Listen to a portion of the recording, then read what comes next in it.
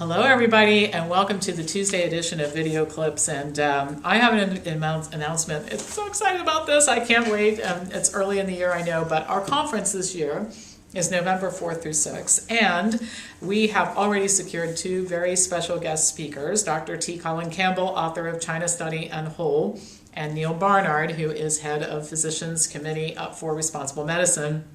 And this is our 20th anniversary of being in business, which I am very proud of. I think it is amazing to be in business for 20 years. The time sure has flown by, but these are two important people in our history and who have been mentors to me, who I really want to make sure are here for the weekend. There are going to be other incredible announcements like this coming, more speakers. We have already sold over 50 tickets for a conference that is 11 months away. And the last time we had all of the superstars of the industry here, we turned 80 people away. So if you're planning to join us this year, the sooner you buy your tickets, the cheaper they are, and the sooner you buy your tickets, the more likely you are to get a ticket. So anyhow, that's going on. And then winter semester starts next week. The Diet Lifestyle Intervention course still open for enrollment, 39 hours for doctors, nurses, dietitians, nurse practitioners, physician assistants. It is an amazing course that will change your life and your life as a healthcare provider. Anybody can take it. And then we're offering some amazing other classes too. I'm going to teach nutrition and gastrointestinal disorders, nutrition and cancer, nutrition and diabetes is being offered, full repertoire of classes. And then we have new certification courses. One is a weight loss certification, which is available online.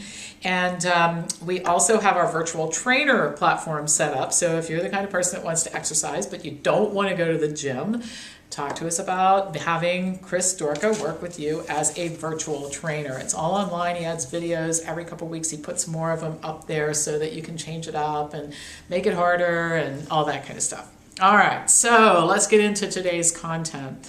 And what we're going to do is sort out a lot of controversy and confusion over the relationship between meat and cancer risk.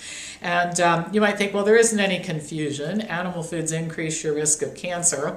And I wish we could just say that and then everybody would agree, but I'm just going to start at the beginning of the story here. So last year in 2015, the World Health Organization's International Agency for Research on Cancer, which we will now refer to as the IARC for the rest of this little talk here, issued a report stating that processed meats raise the risk of colon and stomach cancer, and most likely red meat increases the risk of cancer too.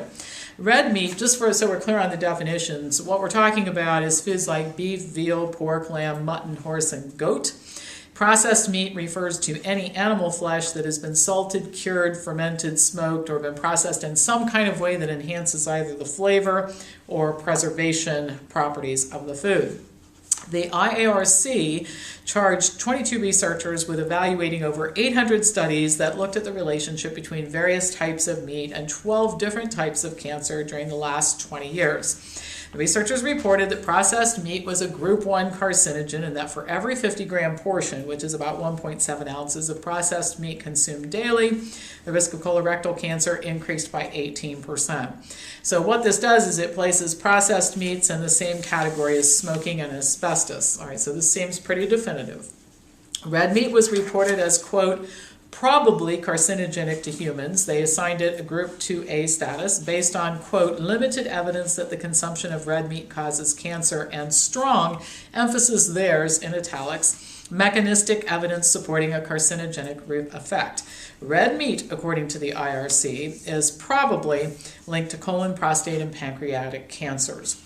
Okay, so the researchers noted that the increased risk of colorectal cancer due to processed meat remains small, but that it increases with intake. In other words, there's a dose-dependent effect. Researchers also reported that, quote, red meat has nutritional value. Therefore, these results are important in enabling governments and international regulatory agencies to conduct risk assessments in order to balance the risks and benefits of eating red meat and processed meat and to provide the best possible dietary recommendations. Okay, so here's what happened, and this is where we get into all the different opinions weighing in and how the consumer gets all confused about this. So once this report was issued last year, a whole flurry of articles and comments followed. And there were lots of news stories about it too. I'm talking about radio, even on the mainstream news, there were mentions about it. Advocates of plant-based diets stated that this report is proof positive that people should eat no meat, no animal foods, and adopt a vegan diet. As expected, the agricultural organizations, lobbying groups, food manufacturers, promoters of animal-based diets capitalized on the statements that were in the report, such as red meat has nutritional value, and the use of terms like probably and small increase in risk to reassure carnivores that it really is okay to eat a diet that includes copious amounts of animal food. The North American Meat Institute issued a statement saying that, quote, cancer is a complex disease not caused by single food. And they're actually right about this, and this is why things get so confusing. There is not a single nutritional villain here, so that's a correct statement. Gunter Kuhnle, a food nutrition scientist at the University of Reading, weighed in and said 3 cigarettes per day increases the risk of lung cancer 6-fold or 500%, compared to the 18% from eating a couple of slices of bologna a day. This is relevant from a public health perspective, but it should not be used for scaremongering. And one of the most reasonable people, John Ioannidis, who I've talked about a lot over the last couple of years, who's chairman of disease prevention at Stanford University, said this: I think it's very important that we don't terrorize people into thinking that they should not eat any red meat at all. There is some risk involved, but it's much less than smoking or alcohol. I think it would be an exaggeration to say, based on this, that no one should be eating red or processed meat. So you've got a lot of disparate views here, and the poor consumer sits in the middle and says, you know, people who are in important positions, like head of disease prevention at Stanford and nutrition scientists from another university, are saying that the plant eaters are wrong. So actually both sides are wrong about this issue. Advocates of vegan diets exaggerate the risk of eating any amount of animal foods at all in order to justify recommending a vegan diet for everyone. And they ignore the fact that all over the world, the populations that we love to refer to, who eat optimal diets and enjoy optimal health in many cases, eat some animal food. And so they're just not vegans. They propose an all or nothing solution. Either you eat no animal foods or you're going to have an increased risk of cancer. Advocates of animal foods diets and the industry lobbyists, they're wrong also. They ignore the fact that people don't eat pristine diets, doing everything right, and then they just have 2 slices of bacon a day. Most, if not many, if not most people are eating a diet concentrated in animal foods, oils, and processed foods. And the cumulative effect of all of those things together is what makes somebody a walking cancer waiting for a place to happen type target, all right?